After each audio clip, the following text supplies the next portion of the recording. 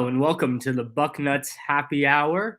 We're here on Tuesday, March 7th. We're doing kind of a special edition of this because it was the first day of Ohio State's spring practice on Tuesday morning, and we were out there. So we're going to dive into a bunch of stuff on that, what we saw. We also talked with Ryan Day, Jim Knowles, and the quarterbacks after practice. So plenty to talk about today. We wanted to get you a post-practice happy hour. And so two guys I was at the Woody with, Dave Biddle, Steve Hellwagon. It's been like a whole hour and a half since I've seen you guys, but thanks for hopping on here, boys. Yep, and I got my prop right here. I got my there you go. My prop Corona right here. Nice. Steve's got a Corona. I am just drinking water today. I've got a lot to do. I've got a soccer game tonight, so I want what Steve's having, but right now I'm doing the Diet Mountain Dew. I'm actually drinking water. Steve, after we do this, I'll be right over. Well, guys, it was nice to be back over at the Woody today and for actual football, not games, but practice. We're talking about practice happening. The last time we were there was just for interviews, so there was certainly more to take from today. Just in general, what was your one or two biggest takeaways? Dave, we'll start with you. Be it interviews, be it from what we saw of about 30 minutes of practice, what were a couple things that stood out to you that we should touch on? Yeah, Davis and Igbenusin at corner is the number one thing as far as personnel-wise. Like, he's every bit of 6'2". He looks like he's more like 6'3". And one thing about Ohio State that we know, I mean, whether you're talking about high school basketball official rosters or any other college football team official rosters, they tend to embellish. You look at Ohio State; they're like one of the very few. The official roster does not embellish. Just look at the combine measurements; that they're almost exact. In fact, Paris Johnson Jr. was listed at 6'6" here and goes to the combine and measures at 6'6.5". My point is, he's not just listed at 6'2". He's out there. He's got, and you asked the questions to both Ryan Day and to Jim Knowles. I mean, he's 6'2", probably more like 6'2.5". Also has the long arms to match. Has that experience of not just playing in the SEC, but starting in the SEC. So that guy stood out to me. And I know there's so many things that we're going to talk about, but I have to admit, the other thing that really stood out to me the most was Devin Brown wearing the number 33. And it's not just a spring fling, so to speak. He's honoring Sammy Baugh, who was the first quarterback inducted into the Professional Football Hall of Fame. And Devin Brown wore the number 33 growing up playing football until he got to high school. Seriously, I mean, and it sounds like he's going to keep it not just this year, but throughout his collegiate career, the way he talked about it. So not often does a number change get that much, at least doesn't pique my interest that much. But when you see a quarterback wearing the number 33, and I tell you guys, I don't know what you think. At first I was like, oh, that looks strange. It looks weird. Then the more I thought about it, the more I watched it, I'm like, that's pretty cool. And then learning about the Sammy Baugh angle, I actually like it. So there's a lot of other stuff we're going to get into. Davis and Igbenusin is certainly item number one, but I had to throw in our guy Devin Brown wearing the number 33. Yeah, I was really confused why Jack Sawyer was wearing a black jersey at first. That was my thought too. What's going on? One more thing. It's kind of like when we first got out there, we're like, Sonny Styles is playing corner now? Yeah. Igbenusin wears number 20, and they hadn't changed the roster yet. Sonny Styles has changed to 6. So we're like, oh my gosh, like Sonny Styles is playing corner. It's like, no, that's Igbenusin. And then number 6 over there, that's Sonny Styles. Like, oh yeah.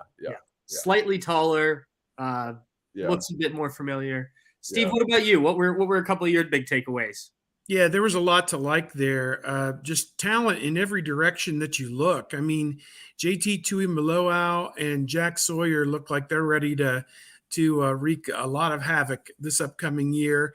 I'd like to see a little bit more beef with the defensive tackles. They're in depth too. That wasn't a real deep group right now, but they're working really hard with Larry Johnson with some different drills that we haven't seen him do before, using medicine balls and different things like that. So we'll see how that translates to getting off the ball and getting in the backfield and making some plays. So many new guys. I mean, it was like you needed a roster just to figure out, all the new guys and a few number changes as well. But Jelani Thurman is a tight end, 6'6", 253 pounds from Georgia. My goodness, he passes the look test. as our friend Coop, who was there on the sideline, would say. If a dog is going to bite you, he's going to bite you as a pup. Remember that. Oh, you want to gamble, Steve? You want to gamble? You want to gamble with my chips? Yeah. So let's do Coopisms for the rest of the show. Yeah, we don't did that. Don't catch up with you until it catches up. Until it does, yeah. Trayon Henderson was out there warming up and going through a little bit of this, a little bit of that, but they definitely want to bring him along slowly. And Coach Dave even talked about how in the winter he got so juiced up he jumped in the middle of the mat drills with a walking boot on, and they like no, bro, you need to watch, not participate. You need to heal. Healing is more important. It sounds like the linebacker, there's going to be some people get some opportunities because Tommy Eichenberg is not available this spring, and I don't think his position's in jeopardy or anything, but I think that opens the door for Cody Simon, who kind of got shoved aside a little bit last year, and also the big-time freshman from last year, C.J. Hicks, now a sophomore. Those two guys might get a little bit of run. So I liked what I saw. I didn't get to see a lot of the offensive line because they were kind of over in the corner, and I didn't make it down there a whole lot, but I did see Luke Montgomery, number 51, out there, and he looked good. So true freshman, and as I said, a lot of new guys and a lot to try and keep up with. And one more thing I left out that I want to say is just all, a lot of the guys that just added weight. I mean, it's just all over the team. It's just, you can see, like, for example, Carson Hinsman going from 290 to 300, even Devin Brown, adding a few pounds and looking stronger out there. Caden Curry adding about 10 pounds. We could go on and on. Kenyatta Jackson was listed at 235 pounds last year. The defensive end at 235 pounds. Kenyatta Jackson now listed at 252 pounds. 17 pounds heavier. So I could go on and on, but that's another thing. I encourage everybody. I'm like a kid in the candy store when the new roster comes out. I love looking at football rosters. I just love it. And especially the new rosters with the new numbers and the new weights. So a lot of guys added, I think, some good weight. And you have some guys that needed to lose a little bit of pounds that did that. They wanted Hero Canoe to be more like 305. He's exactly 305. So, and he's a guy, to me, Hero Canoe needs to play a lot as a backup this year. Now, I want Mike Holland and Tyleek Williams as the starters, obviously, and they, I want them out there, a lot of snaps, but I want Hero Canoe playing the third most snaps at D tackle. Yeah, anybody who wants to look at the roster, I posted it on the front row, and Pat and I both posted it to Twitter, I believe. So either check out our Twitter handle or go on the front row message board. And if you right-click the image to open it in a new tab, you might be able to print it out and get a good copy of it if that's what you'd like to do. So, yeah, and if you have any questions about stuff we saw or things you've heard from our site or others, feel free to throw them. If you're watching this live, throw them in the chat. We'll try and answer some questions if there are any. A couple things that I saw that you guys haven't touched on. You've touched on a lot of this stuff. Ryan Day as trying to be this more handling the whole team as opposed to just the offense and specifically the quarterbacks. He was asked about that, but I noticed too, at least for the 30-ish minutes we were out there, Ryan Day was moving around a lot more. He wasn't just over with the offense. And I think the 1 year Jim Knowles as the head coach of the defense isn't as much of a thing anymore. And we'll see. Ryan Day even admitted he ended up finding himself back over with the offense way more and working with the quarterbacks and whatnot. But you can tell he made a concerted effort to try and be more of a floater during practice, get over with some of the defensive guys, be a part of the defensive drills, at least from what we saw. Then a couple comments that we heard from the coaches. I'm sure people have seen this. It at least was a big thing on our message board. Marvin Harrison at punt returner. I don't think this is a big deal. He was literally just standing there catching punts. He wasn't returning them. Now, Ryan Day was asked about it and said that they want to see what Marvin can do other than what they already know. They know he can run routes. They know he can catch the ball. You want to have your best guys playing. Now, if you get to the fall and you're having Marvin Harrison go back there at punt return, I think we're allowed to be a little bit outraged because that means, A, you're putting Marvin in more risk, and B, other guys haven't stepped up to be that kind of explosive athlete at punt returner. But I wouldn't read into that too much right now. He was literally just standing 60 yards from the ball and catching it every fifth kick. So not a huge deal. Dave, you mentioned Igbinosun, which I thought was big. He quite literally the running back room. I did not expect Mayan Williams to be going full go, given not that he was supposed to be out, just he didn't play more than like 5 snaps against Georgia and was clearly banged up most of the year. So good to see him back out there. Defensive side of the ball, I think you guys touched on a lot of it, but there's certainly some depth issues this spring that I think we could touch on a little bit. Like at linebacker, the second group is already using walk-ons just because of the injuries. Quarterback, you don't have a ton of depth. Running back, you don't have a ton of depth. So it'll be interesting to see how they manage this and maybe even what the spring game looks like. Does this, they actually go and compete for a spring game, or is it one of those years where they kind of do some like live reps, but it's not an actual game? I'll be interested to see how Ryan Day kind of manages the depth throughout the year, throughout the spring. And a question here, and I was just going to touch on this, and I'm curious about your guys' thoughts. Ray Day asks, how did the first-year / backup wide receivers look? I didn't see a ton of them, but Ryan Day made that comment about the second-year receivers have to look out for this freshman group. Steve, and I'll go with Dave afterwards, but Steve, to me, that's kind of not alarming in a bad way, but maybe a wake-up call to some of these second-year receivers that, hey, this is a star-studded group coming in, and you guys better be ready. How did you take a comment like that? Yeah, and it's interesting that in his comments, Devin Brown said that Caleb Brown, who's one of those second-year guys, may have suffered an injury of some sort, probably a non-contact injury, maybe a twist or a sprain or something. Was it Brown or Burton? He said Caleb Brown. Okay. I thought Burton. Okay. Oh, it was Caleb Burton? Yep. Okay, I thought he said Caleb Brown. So, any rate, yeah, you've got Caleb Burton, Caleb Brown, Kojo Antwi, and Keon Grace. Yep. Yeah, those are the 4 that came in last year that didn't get a lot of run, as true freshmen. And now you've already got the incoming freshmen who have arrived. Carnell Tate is there. He's number 17 if you see any of our videos or photos.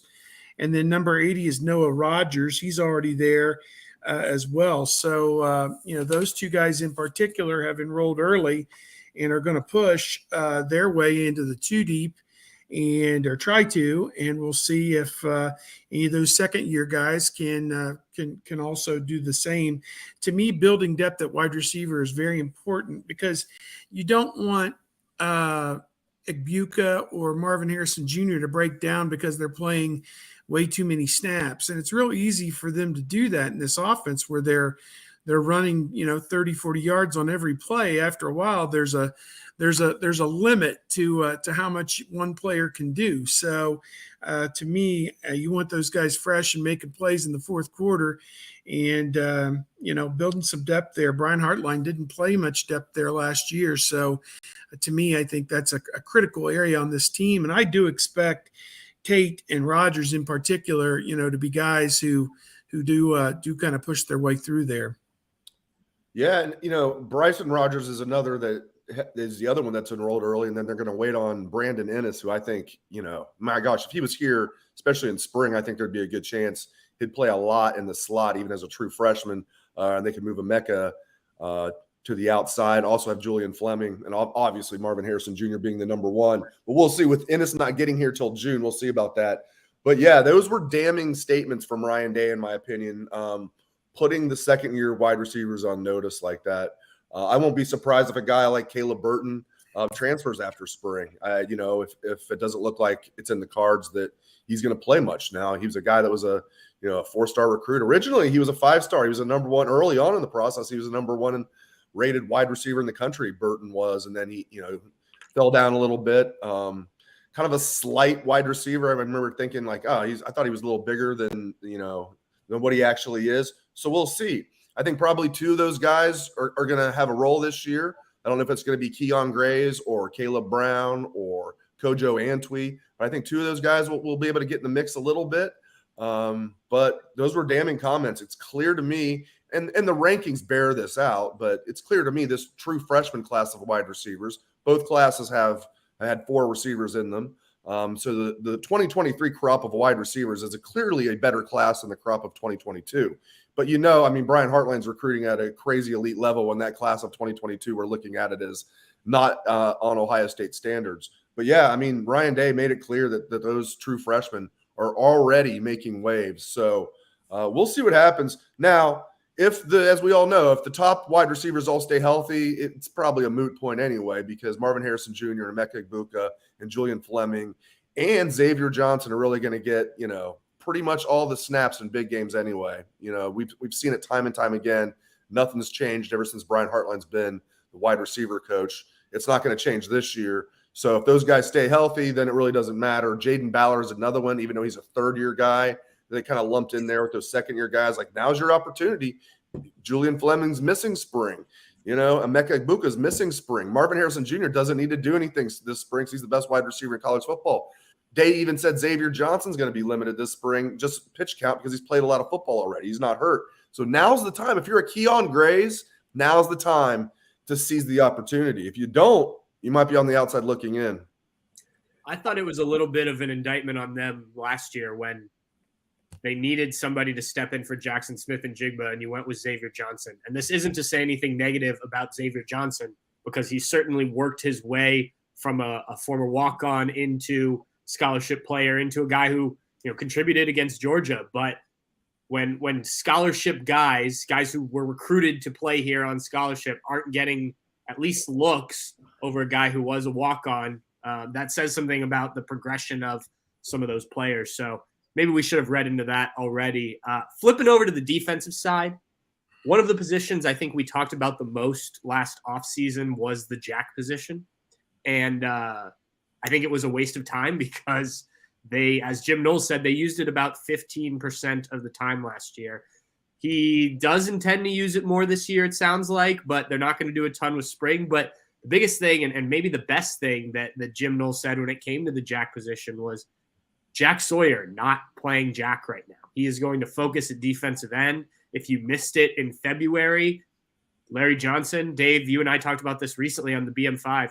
Larry Johnson was sitting at one table saying he thinks Jack Sawyer should be a defensive end.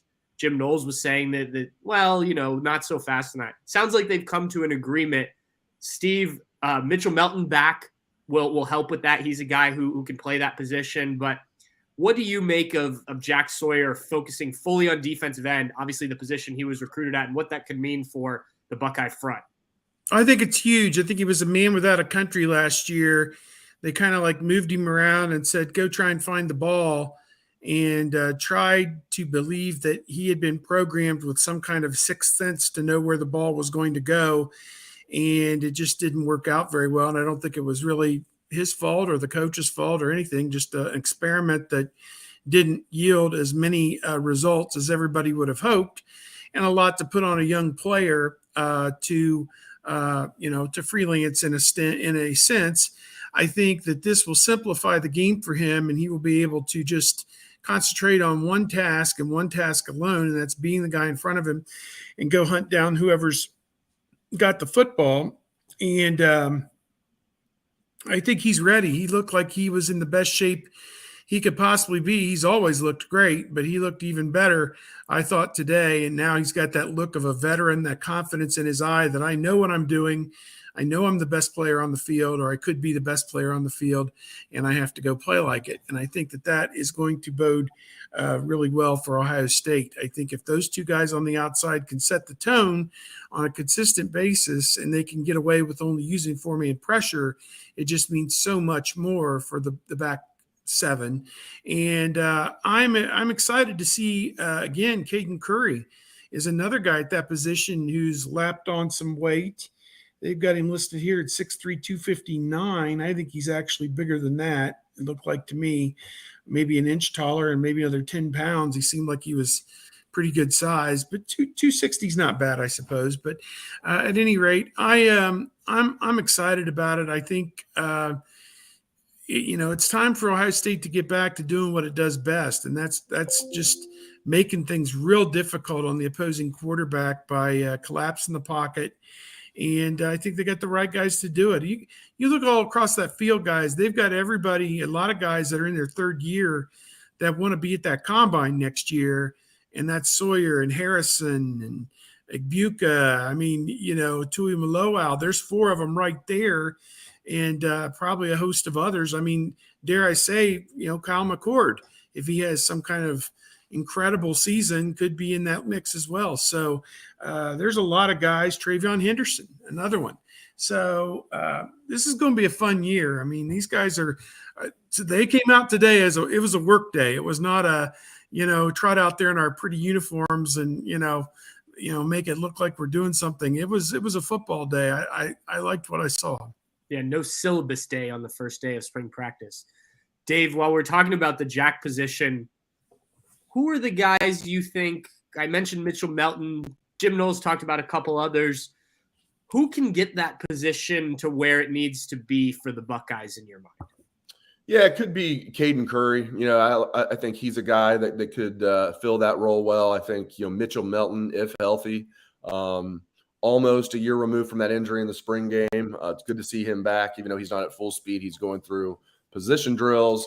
Won't be scrimmaging when they scrimmage and do things like that. Won't go through team 11-on-11 drills. But, the bottom line, though, and maybe you could say CJ Hicks. You're going to find a role for him. But the bottom line is and they're not even practicing it this spring. And Knowles talked around it a little bit, saying, we're just going to work on fundamentals. Then maybe we'll use it in the fall. Like, if you're not doing it, practicing it at all in the spring, which he said they're not, I'll believe it when I see it that they're even going to use it more than they did last year, which, as you mentioned, they use it 15% of the time.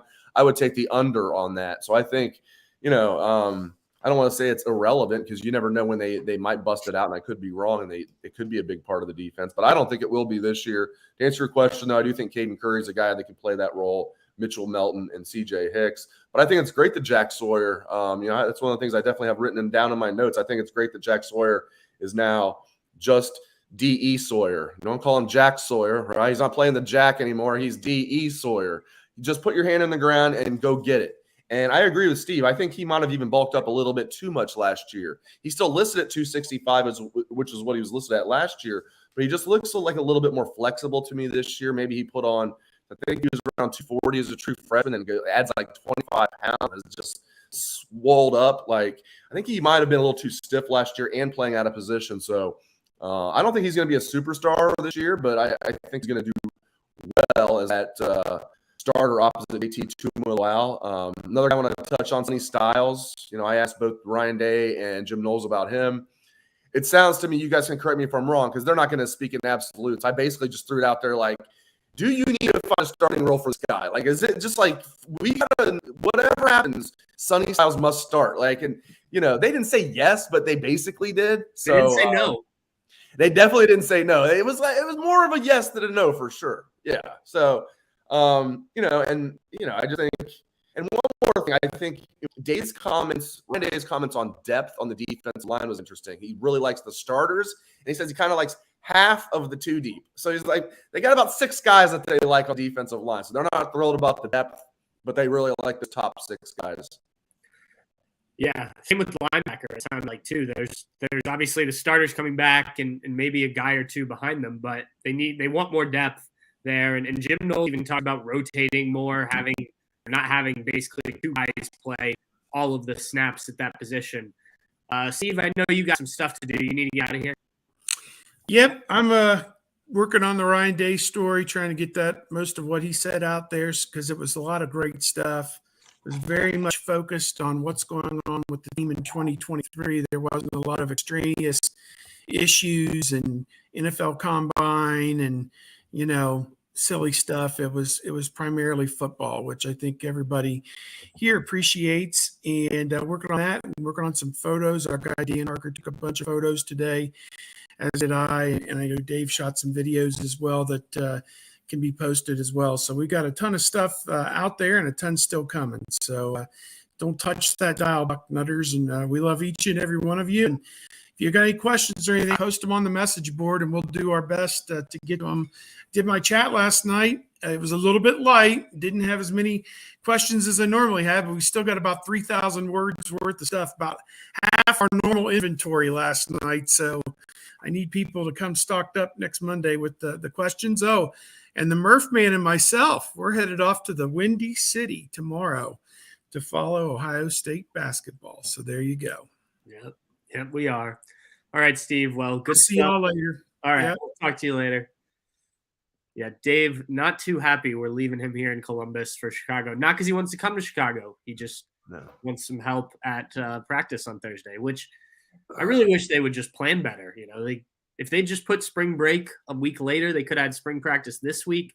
Buckeyes aren't going to make the NCAA tournament. It would have worked out great. We would have had plenty of stuff to do, and then you could have come home and watched basketball all day. But it is what it is. Anyway, let's get back to football. I was thinking about this, Dave, while I was driving home. I think we've talked about it a lot. We spent the last time you were on here talking about the offensive line, so we don't need to go into like too much detail. But is the offensive line the biggest question mark, biggest storyline for this team? I know there's the quarterbacks, which obviously takes up a lot of attention. And then there's stuff, especially on the back end of the defense, which I want to get to too, because I thought Jim Knowles had some interesting comments on it. But like, if you don't get the offensive line right, that could just ruin the whole, the whole offense. It doesn't matter who the quarterback is, if you're not protected, it doesn't matter the receivers or running back. Is that the most important thing, at least on the offensive side of the ball, for Ohio State to figure out this offseason in your mind? Let's include the defense too. I think it is the biggest concern on the entire team. And they have the pieces there. I think if they stay relatively healthy, they're going to be okay. And maybe they'll be better than that, but it is a concern. I mean, to lose guys, and now Luke Whippler's, it seems like what he did at the combine, they're saying second round lock. He's even getting some late first round buzz, which surprises me. DeJuan Jones getting late first round buzz. I still think those guys will probably be second round picks. My point is Ohio State's losing a first round pick and probably 2 second round picks on their offensive line. And they haven't recruited like gangbusters. So we'll see what happens. Josh Fryer, repping at left tackle, listed at 6'6", 320. I like Josh Fryer. Having both guards back is nice. Donovan Jackson, listed at 6'4", 320. You got a lot of meat on that left side. I'll get to center in a second. Right guard, you have Matt Jones back as a sixth-year senior, the super senior, 6'4", 315 pounds. And then the two spots that I'm going to be keeping a really close eye on, as everybody is going to be center and right tackle. What's going to happen there? They got good battles there. At center, it's between Vic Cutler, the transfer from Louisiana Monroe, who entering his fourth year, but still has 2 years of eligibility left, which is nice. And Carson Hinsman, redshirt freshman. It's going to be one of those guys. And then Jacob James will enter the fray this fall when he gets back from injury. But I think it's going to be either Vic Cutler or Carson Hinsman. We'll see what happens. And then at right tackle, again, they're rotating. We weren't out there for that long, but sounds like Zen Mahalski, third-year sophomore, was the first one out there. And then Tegra Shabola, listed at, this guy's a man-child. Again, and I love how we can actually count on this. So Tegra Shabola listed at 6'6", 337 pounds. It's just, this guy is excuse me, 327 pounds, 6'6", 327 pounds. So it's going to be between Zen Mahalski, who's 6'7", 315, looks taller than that to me, and Tegra at right tackle. So again, it's not catastrophic. I think they can, Justin Fry, we might look back on and say, this was actually a good offensive line, but is it the biggest concern on the team? It absolutely is. But yeah, quarterback's the biggest storyline, but I feel like whoever wins that job is going to do really well. I think Kyle McCord or Devin Brown, they're going to battle it out, and whoever wins that job, I think is going to play well, really well. Not as well as maybe C.J. Stroud this past year. I'm not saying they're going to be a Heisman finalist, but whoever wins that job, I think is going to play not good or not very good, but great college football, first team all Big Ten type stuff.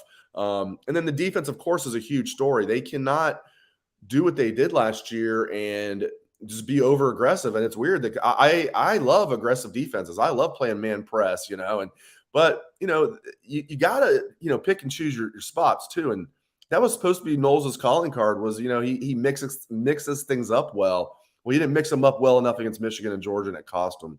And they've got to figure out a way to still not go away from who they are, to be what they are now, what they want to be, which is an attacking, tough, physical defense that's going to be aggressive, that's going to mix things up. But also, mixing things up also includes knowing when to back off the throttle a little bit. So, a lot of storylines there. But to answer your question, Patrick, I think there's no doubt that offensive line, at least for me, is the biggest concern on the team. Yeah, I am wondering, and I don't want to take anything away from Zen or Tegra. Those are two guys we haven't seen a ton of, and not at the right tackle spot because Tegra was playing right guard last year and Zen was a backup at left tackle. But the way that the fact that there isn't a Paris Johnson, these guys that we knew were going to be ready to step in like we have in previous years, I wonder if they're going to have to hit the portal. And I know we've touched on this. It opens after spring, but this is an opportunity for those guys to show they don't have to. But I think that needs to be you can't decide not to go after somebody in the portal if there is an opportunity to get better there just because you don't want to, hurt the feelings of Zen or Tegra. Right. Because I just think it's too important of a position, either of the tackle sides, because I do think Josh Fryer will be good on either side. I know Ohio State's been a bit more willing to use the portal lately, and the two defensive backs in particular, but you mentioned Victor Cutler too. I think you've got to make sure you have two strong tackles again, and if you use the portal, so be it. And can I raise my hand, teacher? To further your point, they went after tackles in the portal, right. Multiple. It's not like it was like, yeah, we're fine with tackle. We're good with what we have. We know they went after multiple offensive tackles in the portal. And I don't think they would have went after an interior lineman if Luke Whippler didn't go pro. Right. So it's not like, well, at least they got Vic Cutler. I'm thrilled they got Vic Cutler because they'd be in bad shape in the interior if they didn't have Vic Cutler. But they clearly felt like they needed another tackle. Now, maybe will one come on the market after spring? We'll see. How good will he be? I don't know. Will they be able to land him without promising him a starting spot? Who knows? That's what a lot of people thought, prevented them from landing some of those big tackles they were going after. Maybe other factors at play as well. So we'll see. There's also the D tackle, Tank from Maryland, who's transferring. It's not like he's like that great of a player, but there might be, I guarantee you some Ohio State players are going to transfer after spring. We see it every year. I don't think a lot, but let's say 2 or 3. So they're going to have space. Why not try to bring in an offensive tackle? If not, at the very least for depth, and maybe bring in a D tackle, because right now they really only have 5 defensive tackles. Now they do have the kid coming in. McDonald, is that his name? Is it McKenzie? McKenzie's on the team now. Who's the big D tackle they have coming in this year? Anyway, they're going to have 6 D tackles on the team. I wouldn't mind having 7 scholarship D tackles. I'm looking up his name right now. I love it because he's the kid from Georgia who's like a legit D tackle, like 330 pounds. Here, I'm looking it up right now. But we'll see. Like Jaden McKenzie's still around. But again, I think I want to see Hero Kanu out there as a number 3 D tackle behind Mike Hall and Tyleek Williams as a starter. I want to see Hero Kanu out there as that number 3 D tackle. Then you got Ty Hamilton, veteran, Jaden McKenzie, and I'm finally looking up my guy here. Let's see. McDonald. See, go with your first. I said McDonald first. Caden McDonald, about 330 pounds. Now, is he going to have a big impact as a true freshman? Probably not, but you never know. Dog's going to bite. He's going to bite as a pup, right? So, again, though, I wouldn't mind seeing them bring in another D tackle, and certainly we know they need another offensive tackle. Will they be able to find one after spring? Remains to be seen. Flipping to the defensive side, specifically the secondary, I thought it was interesting when Jim Knowles was asked about, I think it was the last question he was asked, about what went wrong those final 2 games last year. He loved that question, didn't he? Yeah, he did not like that question. He didn't dislike it. He was just... He made a joke about it. Yeah, he was hoping to get out of there by talking about this team and not last year's team. Right. But no, I think Bill Rabinowitz from the Columbus Dispatch asked it, and I think it was a good time because he did talk about it a little bit in February when we spoke with him, but now more time to kind of evaluate, and he's doing a lot of evaluation, it seems like. I think the way that this defense evolves is going to be very important, and he touched on the fact that in his previous jobs, it took time to get the secondary to where they wanted it. I think this meshes in with what he said about the jack and how they haven't had that yet. Now, maybe they don't need that at Ohio State because you play a 4-down defense, you have guys, but eventually if they recruit guys towards that jack position, maybe that changes things.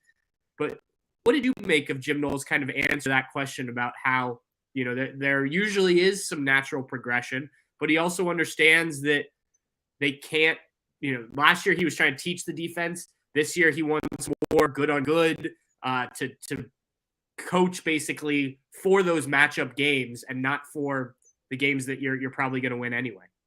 Yeah, he made it a point to say, like, we've got to do a better job, in practice of stopping our offense, and he didn't say these exact words, but, basically Ohio State has one of the top offenses in the country every year. If you can slow down Ohio State's offense in practice when they go good on good, pretty damn good chance you're going to slow down even a Georgia, certainly a Michigan that could throw the ball downfield last year until they did it against Ohio State. I tend to think that was a little fluky. I know I'm an Ohio State guy saying that, but I still do. But Georgia wasn't fluky. That was just, I don't know what they were thinking. I don't know what Knowles was thinking. I'm sure he's been kicking himself. As we had a commenter point out, they came out, they mixed things up after halftime with zone. Stetson Bennett's all frustrated, and they go back to man.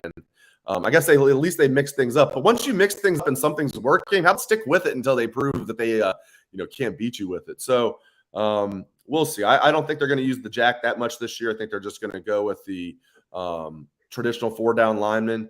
And then the depth at linebacker, I'm not really concerned about, because unless Tommy Eichenberg gets hurt, he's never leaving the field. And there'll be at least one other good linebacker. I think Steele Chambers proved he's a solid starting linebacker. If something happens to him, they have CJ Hicks right there waiting. Tommy Eichenberg coming back is absolutely huge. I thought there's a pro. I didn't really have Whippler on my radar, but I was wondering about Tommy. I feel like if Tommy stays healthy, I think this defense is going to be phenomenal, because I think JT Tuimoloau is going to take that next step. I think they finally have the D tackles. They're going to be playing the right amount of snaps. I mean, Teron Vincent led the D tackles and snaps by a wide margin last year. This year, theoretically, Mike Hall and Tyleik Williams will be playing the most amount of snaps. And I thought they were the best defensive tackles on the team last year. Tuimoloau, I think, is going to take that next step and be a star. Sawyer, I don't think is going to be a star this year, Patrick, but I think it's going to be a good starting defensive end. I like some of the young depth there with Kenyatta Jackson and Amari Abor and a guy we talked about earlier. I really like Caden Curry. So we'll see what happens. And I like what they've got going on in the secondary. They've got depth dripping at safety and talent. And then at corner, not a lot of depth. But, I mean, it's high-end talent at corner. I think there's no doubt Igbenuson's going to be a starter today. For those that are wondering, Denzel Burke, who's been getting a lot of positive buzz during the offseason. Denzel Burke and Jordan Hancock ran out there first, which is no surprise. Even if you think Igbenuson's going to be a starter like I do, his very first practice, he's not going to run out there as a starter probably. I think Hancock, if he's not a starter, is still going to play a lot as a number 3 corner, which is what I think will happen. And then I like Jair Brown as the number 4 corner. You got Ryan Turner as a redshirt freshman. You got Jermaine Matthews enrolled early as a true freshman. And then you got Calvin Simpson Hunt coming in as a true freshman in June. Those are 7 guys that are really good corners. Not crazy depth, but better depth than last year, Patrick, when they only had 6 scholarship corners. Now they've got 7 scholarship corners, and a lot of these guys are a year older. So, yeah, I mean, I know that was a long answer to your question. I don't even know if I answered your question directly. But, yeah, I think, there's a lot of questions on this defense. But year 2 of the Knowles era, I think that helps. Guys playing in the right spot, I think that helps. I think a guy like Jahad Carter as a transfer is going to be an upgrade over a guy like Tanner McAllister, who is solid, but I think Carter's an upgrade. I like the corners a lot more this year. So you add it all up, I think they're going to be a legit top 10 defense this year. I know I'm going out on a limb there, but I really think they can be a legit top 10 defense this year. And it's not only year 2 of the Jim Knowles defense. It's year 2 of Tim Walton and Perry Eliano, who both were first-time Ohio State coaches last year too. So there was a lot of adjustment, and I think, maybe we all got ahead of ourselves talking about this Ohio State defense midway through the year, just because of who they were playing. Notre Dame didn't turn out to be much of an offense. Wisconsin didn't turn out to be much of an offense. Iowa was never an offense. So, it wasn't like they were supremely tested throughout the year. This year, I think they will be more tested. I think we will have a better idea, as we hit the midpoint of the season, what this defense is. But I do think that the fact that these 3 coaches have now been in the program, we talk about it with players too, right? You come into a new program, whether you're a transfer, whether you're a guy out of high school, it does take a little bit. And these guys all had to learn the Jim Knowles defense as well. It's not like they all came together. So I think there's something to be said about that. The one position maybe we haven't talked about, just flipping back and forth, going to running back. I mentioned Mayan Williams was out there. I'm really interested in this running back room. And we're not going to get answers this spring because Travion Henderson, even though he was in uniform, and Evan Pryor are both out. But how do you figure out how to balance all these guys? You're going to have 5 guys who arguably could start at most other programs, and that includes a guy like Chip Trayanum, who is now a running back full time. Look, it's a big offseason, I think, for some of the younger guys, the Dallin Haydens of the world, to show what he can do. But it's a good headache problem to have for Tony Alford, right? Yeah, I mean, I think it's going to be a very good situation. Obviously, they were hit hard with injuries last year. Evan Pryor had the season-ending injury, and then Travion Henderson and Mayan Williams got banged up early and just were hurt throughout the season. The good news was Dallin Hayden overperformed. His expectations as a true freshman.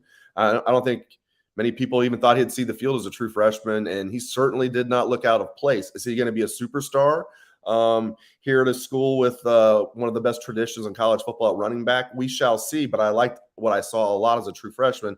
And, as someone mentioned in the comments, they heard that he had bulked up. He's up to 203 pounds. He was listed at 195 last year. So a solid 203 now. This is the spring for Dallin Hayden and Chip Trayanum. Because you're right, with Mayan Williams, it's great that he's fully healthy. But you know what you have in Mayan Williams. If Mayan Williams is healthy, you know what you have. He's entering his 4th year. So now's the time for Dallin Hayden and Chip Trayanum to, get a lot of reps this spring. And they did a good job, just like they did last year, getting TC Caffey as a preferred walk-on, a guy that had offers, from MAC schools and whatnot, to get him to walk on. They might have gotten an even better one if you just go by, and TC Caffey unfortunately had the torn ACL and is missing spring, and who knows what his status is going to be. Same thing with Evan Pryor. I'm assuming, like we all are, that Evan Pryor is going to play this year, but how soon is he going to play? How effective is he going to play coming off that torn ACL? You just never know. But I think Evan Pryor will be in the mix this year. But they got a walk-on from Massillon named Will Hartson, who is fantastic. And he had offers from like legit D1 programs. He had offers from MAC schools too, but he had offers from other D1 programs. I have to look it up. And they had him as a walk-on, and he's enrolled early. Number 30 in your program, Will Hartson from Massillon. Yeah, we're talking about walk-on running backs. And real quick, I want to get into this because I feel like we're almost we've talked about it a little bit, but I feel like we're burying the lead a little bit with quarterbacks. Got a chance to ask Devin Brown because obviously we joked around. I think someone even asked Jim Knowles, our friend Gerd. Well, I think it was Gerd, right? Asked Jim Knowles, so who's your prediction to be the starting quarterback, which is hilarious. Nobody asked Ryan Day that, but I asked Devin Brown, not his prediction who's going to be the starter, but I did ask Devin Brown, hey, what has Ryan Day told you guys, you and Kyle, going into spring about the pecking order? Has he said one's ahead of the other? It's equal. It's, and then we'll just see how the chips fall from there. And Devin Brown said, yes. He said it's equal. You guys are going to share reps. We're going into spring equal. Now, I tend to think, I want to get your take on this. So I think that's important to point out to the listeners and viewers that Devin Brown's saying that Ryan Day's telling them it's an equal opportunity going into spring. And Devin Brown was asked if for some reason you're told after spring that Kyle's the guy, would you look to transfer? He said, absolutely not. I'm a Buckeye to the core, which I thought was really cool. Nice. Now, first of all, Ryan Day's not going to be, Ryan Day's a smart guy. He's not going to be dumb enough to be like, yeah, Kyle's my guy and risk Devin transferring. But I like Devin's answer there. He's so charismatic. But I do feel like Kyle McCord is going to be the starter. I'll be surprised if he's not. And this coming from a guy who I love, Devin Brown. I think he's just there's something special about him as a young man. But I think Kyle McCord, I think he might be a little underrated by Buckeye fans. He's got that start under his belt. He's got the year of experience. Ryan Day handpicked him over J.J. McCarthy. Again, I love Devin Brown, and if he has to play, I believe in him. But I do think Kyle McCord will be the starter. But I did find it interesting that, Ryan Day's telling these guys it's dead even going into spring, boys. Let's see where the chips fall.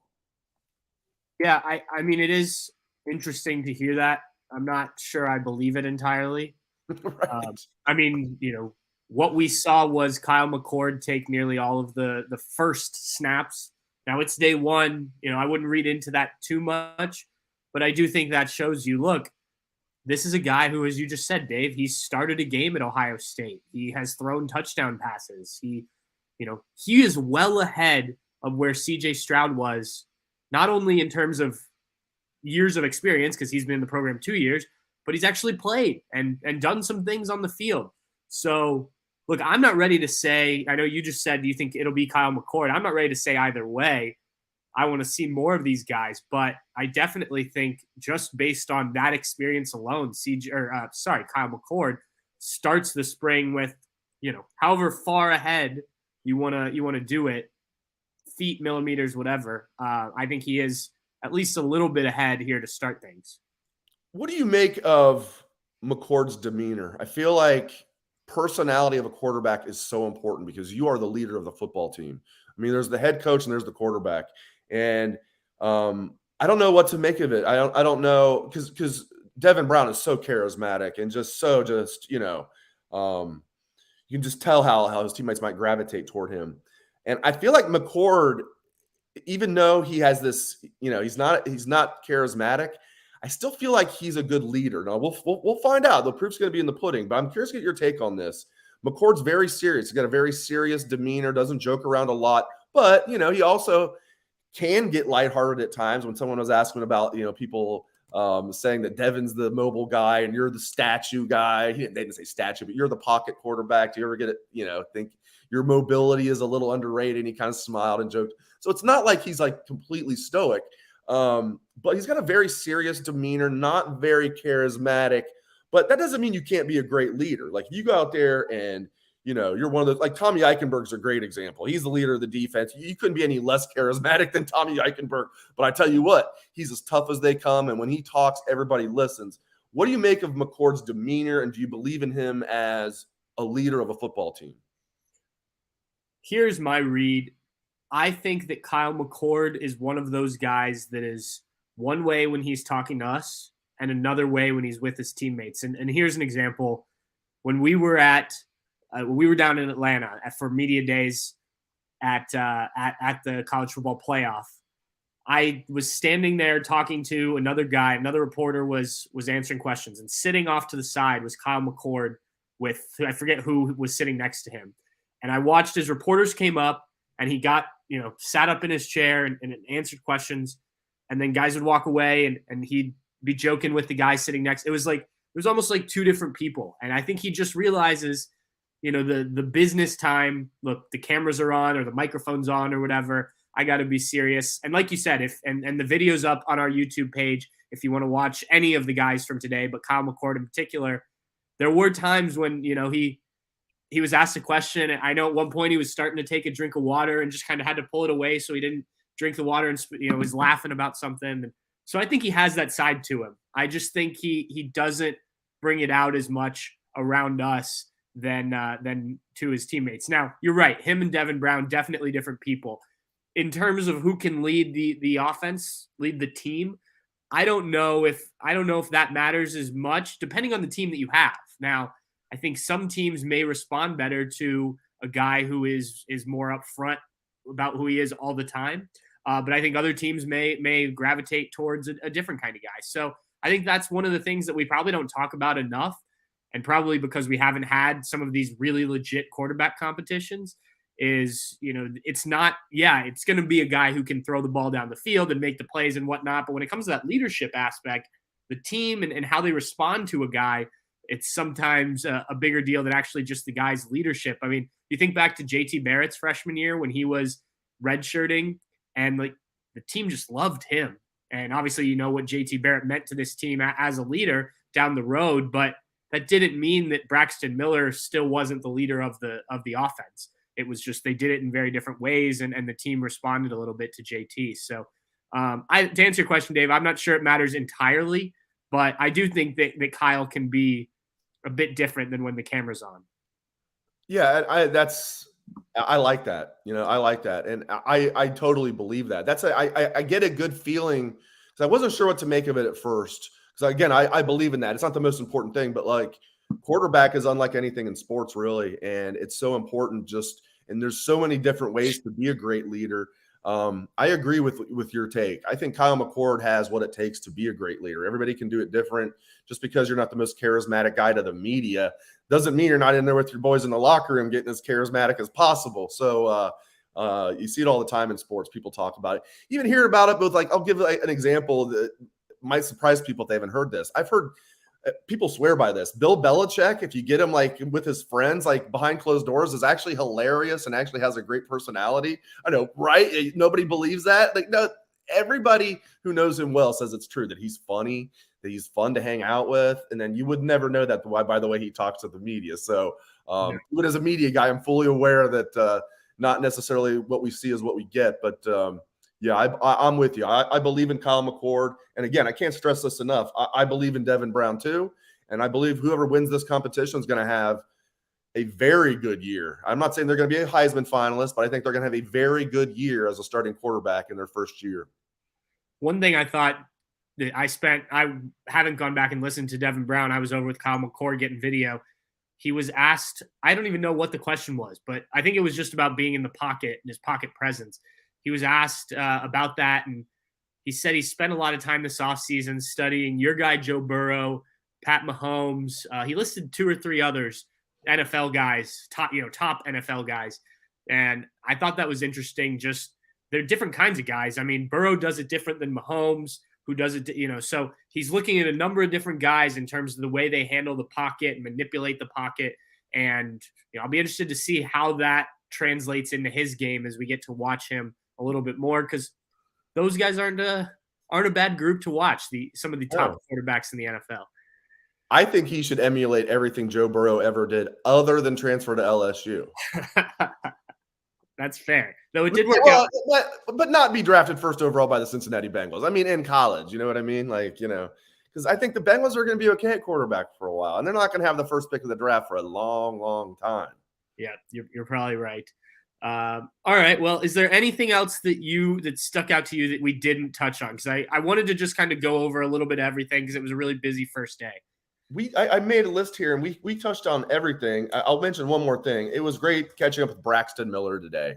Oh, yeah. I go by, and I see a hand out to shake my hand. I look, and I'm like, I know I recognize this as I'm shaking his hand, and I'm like, oh, my gosh, Braxton Miller, because he's wearing these cool glasses, almost like sunglasses-ish. But here's the big thing, and he even said it.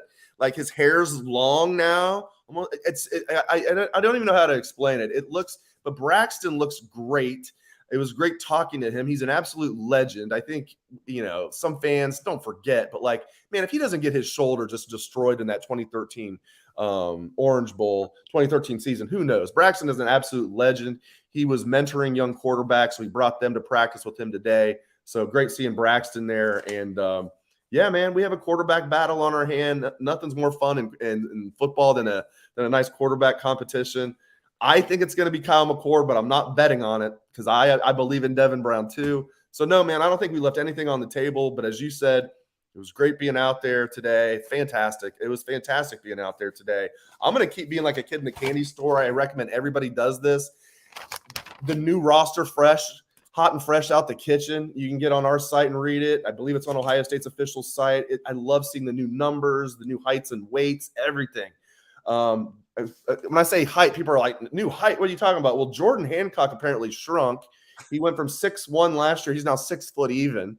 So I don't know why Jordan Hancock's like a grandma. He somehow is shrinking. He's now 6 foot.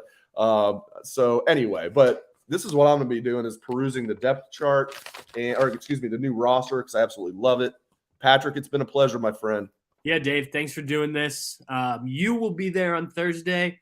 So Dave will bring you all the coverage from Thursday when they will again get to watch some of practice and interviews. What is it, linebackers that we're talking to on Thursday?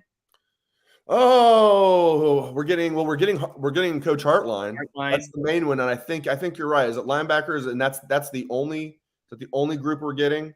I'm just thrown off here because I'm looking. We had a commenter say Mike Hall still listed at 285. Yeah, he is. Mike Hall is still listed at 285, but there's that guy from Pitt that went to the combine and tore it up. I'm not talking about Aaron Donald. I'm talking about like this past combine. Aaron Donald too.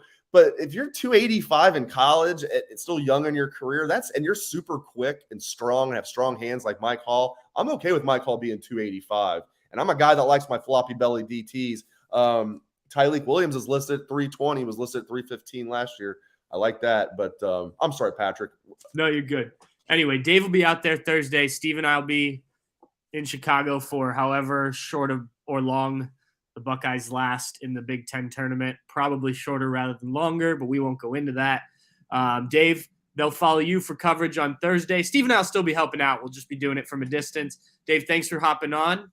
Another episode of the Bucknuts Happy Hour. I'll talk to you soon. All right, and we're just going to wrap it up here. I think we covered – I thought I'd talk with myself for a while here, but I think we covered pretty much everything on there. So if you missed anything, we've got stuff already up on Bucknuts. There'll be plenty of more on there. There's the initial practice report, which if you're a VIP member, you can dive into way more that Dave did on that. Steve's already posted Ryan Day's video. I'll have some stuff up here shortly in addition to this if you missed any of the podcasts.